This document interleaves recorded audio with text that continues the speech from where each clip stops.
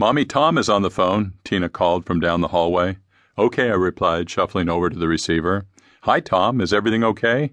"Everything's good," he said, excited. "You better get up here and bring your camera. We'll be out back." "We'll be right there," I said. "Tina, put your coat on," I yelled, running down the hallway. "We have to go see Tom." It was a cold, blustery day in mid-December. Our small, rural community had been recently blanketed with snow. The apple orchards were bare. Only snow clung to their naked branches. It was about 4 miles from our house to Winnie Wakely's school, at the top of the hill where my son Curtis received his physical therapy 3 times a week. Lots of physical therapists had worked with Curtis over the years, but Tom was special.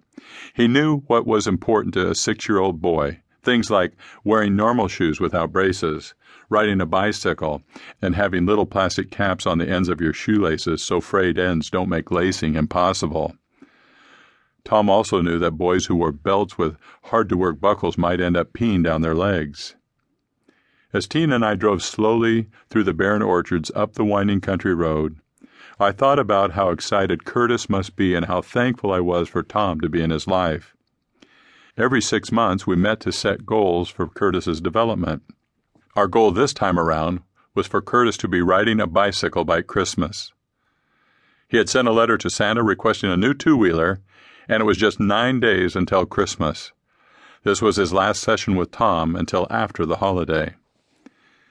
Curtis was an abused child whom I had adopted when he was 23 months old. He was a beautiful boy with hair like spun gold, eyes the color of warm caramel, and ivory skin as smooth as cream. The traumatic brain injury that occurred when he was 15 months old had left him delayed in almost every area of his development. His left leg was 2 inches shorter than the right.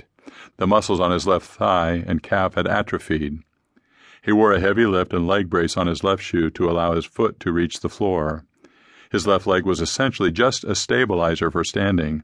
It could not function to pedal a bicycle.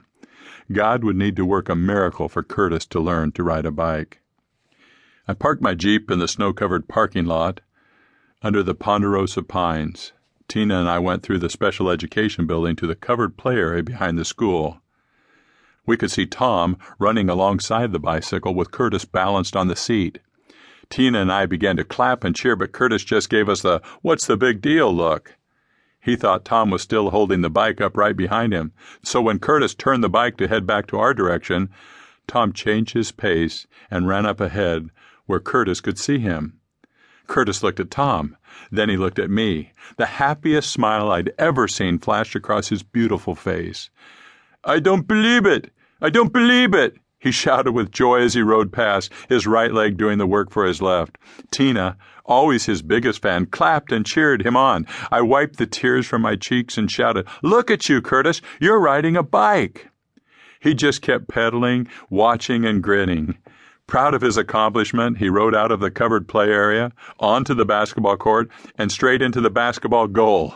Undaunted, he picked himself up, threw his left leg, brace and all, over the bar, then rode back to receive his congratulations.